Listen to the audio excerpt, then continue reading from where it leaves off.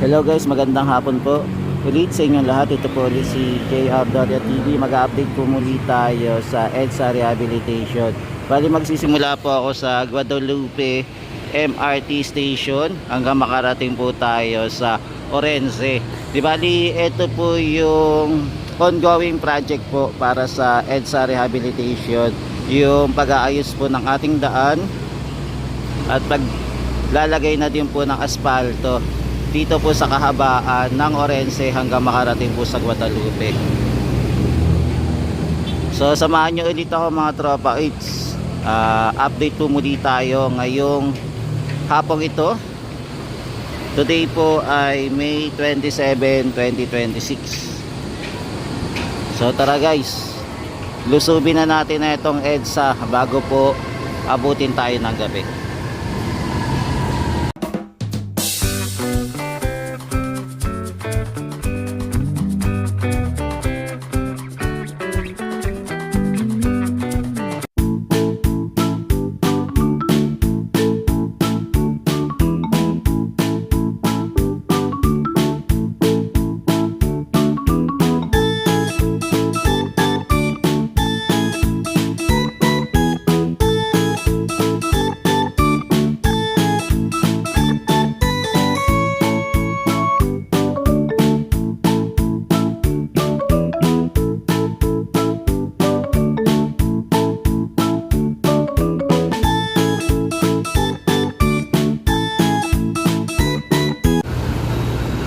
Ito palang release ng tren natin sa MRT3 mga tropa. Naglalagay po pala sila ng graba. Unti-unti na po nilang nilalagyan.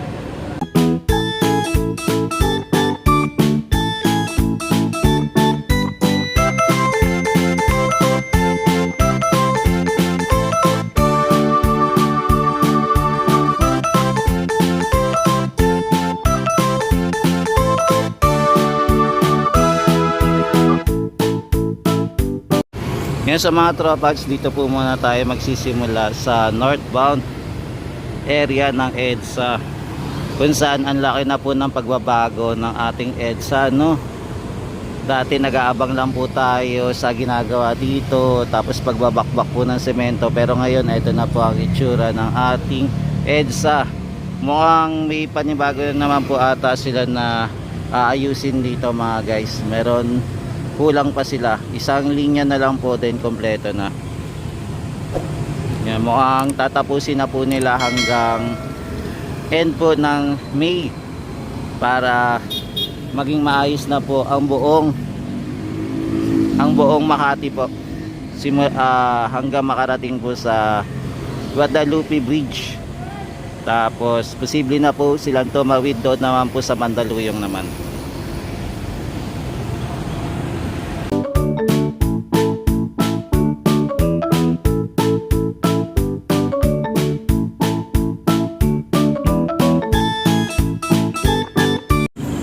Yan, so mga guys, ang kinis po ng ating daanan mga tropa.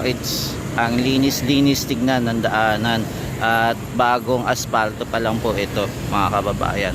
Bali kagabi po nila ito binanatan yung pag-aasfalto dito sa northbound. Kaya ito na mga guys, halos pa kompleto na po, isang linya na lang din tapos na ang ating EDSA Rehabilitation mula Orense hanggang Guadalupe. Yan, nakita din po natin yung sa southbound naman naka-asfalto na din. Yung dumaan ako kagabi, akala ko hindi po sila mag-aasfalto, pero eto nakita natin na naayos na rin nila, pero meron pa po sila isang lane pa na gagawin. Bali first coating pa lang po yung ginawa nila. Sisilipin din natin guys para makita nyo din po. Grabe, ang ganda-ganda na po ng EDSA natin. Ang laki po ng improvement.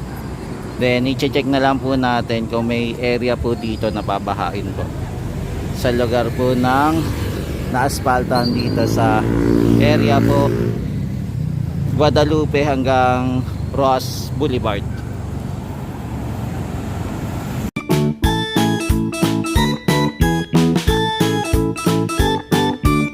Yan, time check natin mga tropa kits ay 6:30 na po ng hapon.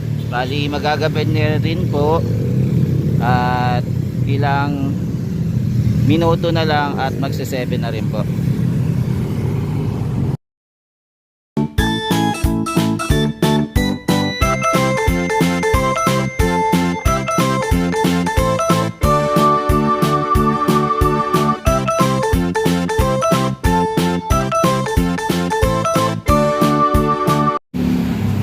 Yan, may nakikita pa po tayo na nakaharang na cone po dito. Mukhang hinurong lang po nila tapos hindi na po tinanggal.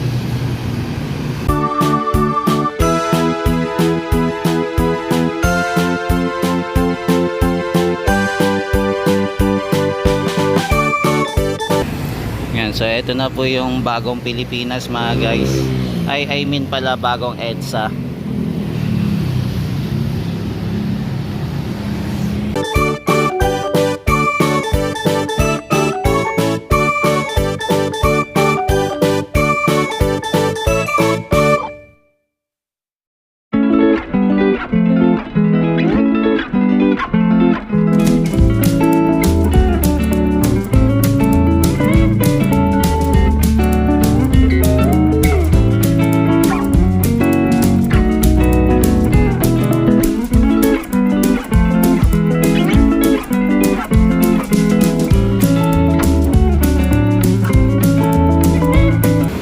Yung ating Rockwell po pala ay pinailawan. Alam ko pinapailawan lang po ito pagka Pasko, pero ito pinailawan po nila. Pag humahampas guys yung hangin, maaamoy mo yung amoy ng asfalto po na humahalumuyak kasabay po ng hangin.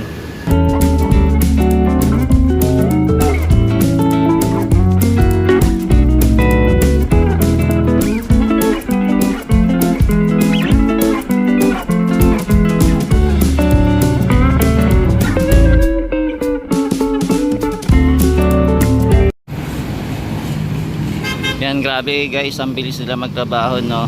Bali ang isusunod na lang po nila yung pag-uhit na lang po dito sa EDSA, yung marker. Ayun na lang po yung gagawin nila.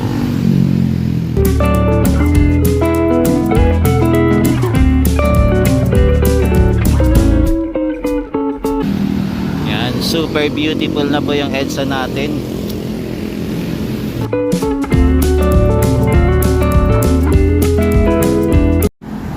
Yan, so guys, magpapasalamat tayo sa administration at naisip po nila na ayusin po yung ating EDSA.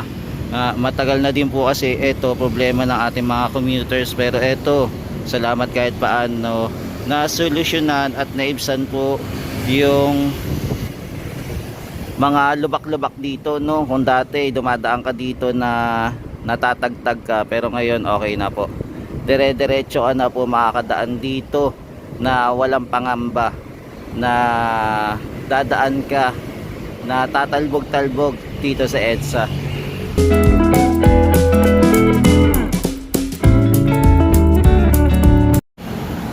Yan, ngayong holiday guys ay mapapansin naman po natin na hindi naman po heavy traffic ngayon dito sa area po ng EDSA. Simula po sa Orense hanggang papuntang Guadalupe po. Kumbaga smooth po yung ating biyahe mga tropa kids. Yan, wala po ngayon ka-traffic.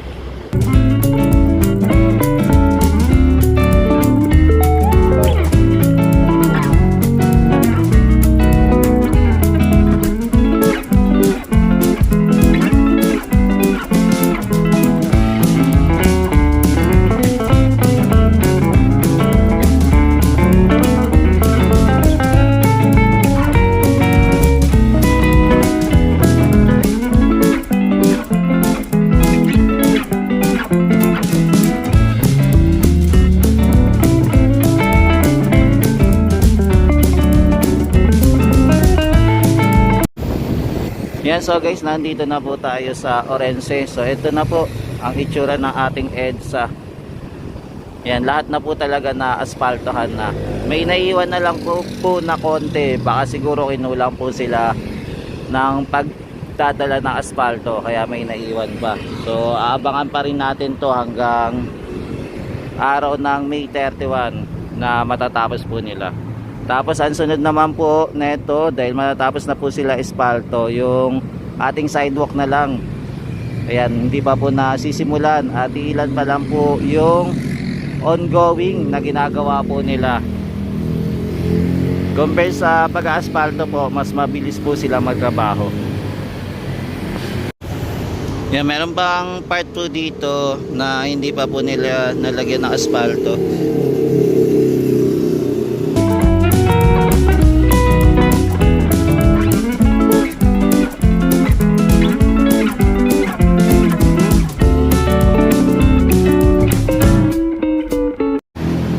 Yung mga workers po natin sa ngayon wala pa po.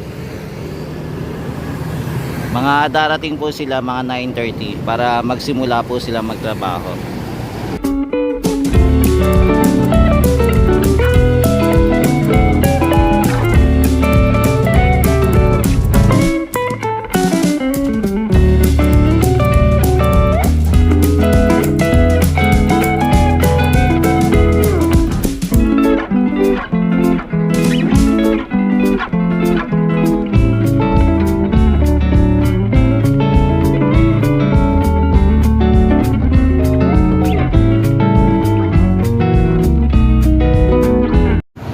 Yan sa ito guys, oh, kinat din nila yung sa gilid. Ito naman kaya kinat nila para naman po sa gutter naman, para magpantay po.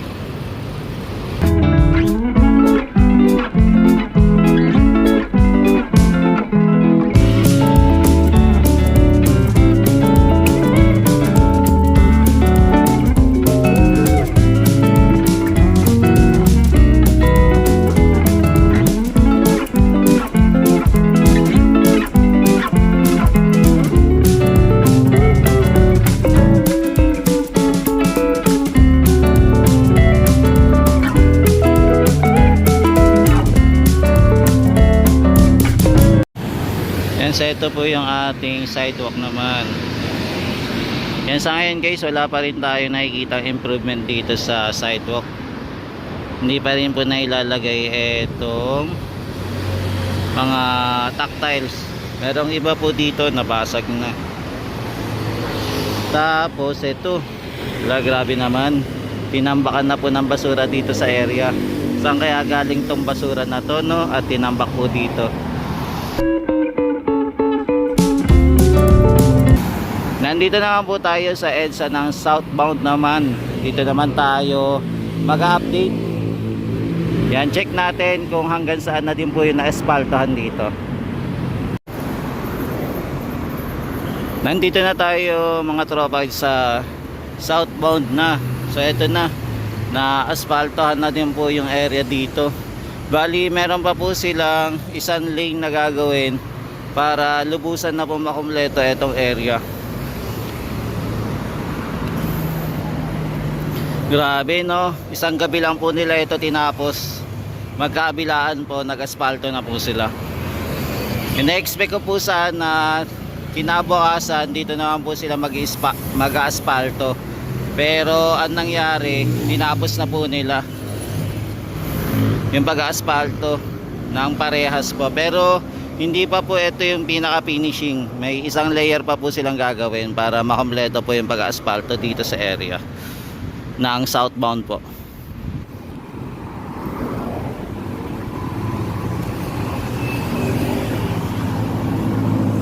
Bali, nandito po tayo sa part 2 ng Orense ng southbound.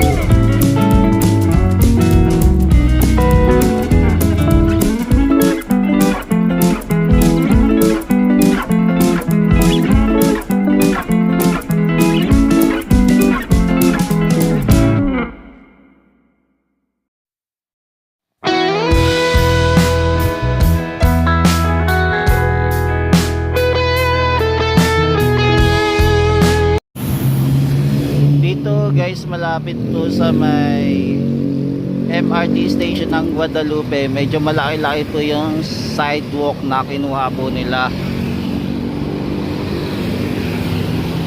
Malaki po yung space. Yan, so ito na po yung ating MRT station naman po ng Guadalupe. Yan, kung makikita nyo po yung ating southbound, kompleto na po yung asfalto. Isang layer na lang po, then okay na po. Yan, bali yung paglatag nya, halos lahat po na asfaltohan na, pero meron pa po silang finishing para totally makompleto na po yung ating asfalto dito.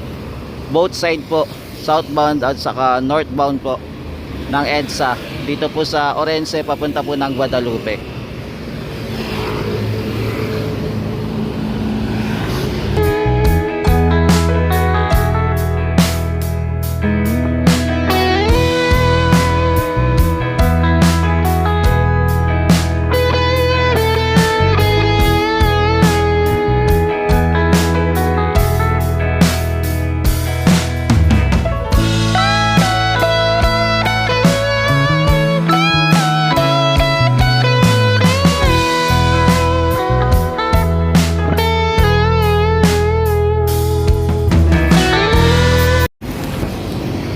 Bali guys, nandito na tayo malapit sa tulay ng Guadalupe, pero nasa area pa rin po tayo ng southbound area ng EDSA.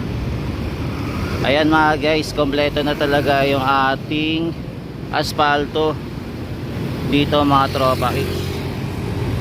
Isang latagan na lang din okay na. Maging dito din po sinementahan pa nila, inayos pa nila etong daan na to para kung maglalatag po sila ng sidewalk, kahit paano maayos pa rin.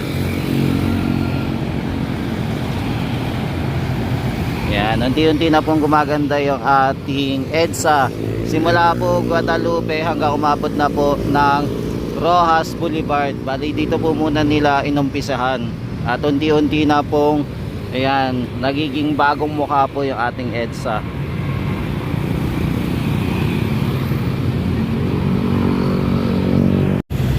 So mga tropa, ito po muna yung latest update natin sa EDSA rehabilitation. Simula po Guadalupe hanggang umabot po tayo sa Orense. South at sa northbound po ay both side po ay may espalto na po mga kababayan. Konting kembot na lang po at finishing na po ito. Yan, maraming salamat po ulit mula Luzon, Visayas at Mindanao, maging sa ibang bansa. Salamat sa walang sawang pagsuporta kay JR Doria TV. Yan, naway pagpalain po kayo ng may kapal mga tropa. It's God bless po sa inyo. Maraming salamat sa inyo. At lagi po kayo nakasubaybay para malaman po nila kung ano na po yung latest update dito sa mga infrastructure na nangyayari dito sa Metro Manila. Thank you po and God bless po ulit.